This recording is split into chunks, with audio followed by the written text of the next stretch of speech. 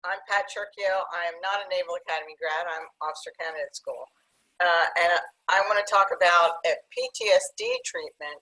I'm not a medical type or anything. I just heard about this and want to help spread the word on it because it doesn't seem like it's getting out there. This is called the Stellate Ganglion Block, SGB, and it's a simple procedure, only takes maybe 20 minutes, and local anesthetic, and people who have had it say it kind of turns off the static that they get from the PTSD and helps them to reduce or come off their meds. And they don't even have to talk about the trauma or revisit it or anything like that. And the procedure has actually been around since the 40s, used for pain management. And it was begun using for PTSD about 10 years ago. But they finally got a significant study published last year in the Journal of American Medical Association.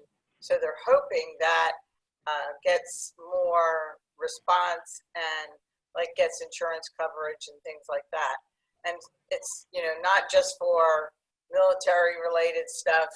It's for anybody who suffers from PTSD, whether it's from sexual trauma or, you know, medical personnel, first responders, whatever. And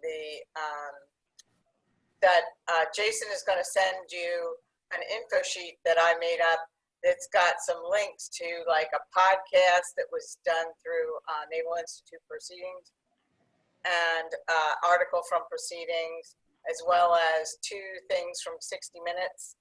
The article with the summary from the medical journal, and an interview with a doctor who was a Navy SEAL officer and then became a doctor, and he was an Army doc, and he's now retired and practicing actually in Annapolis. But my thought is, you know, more people need to know about this.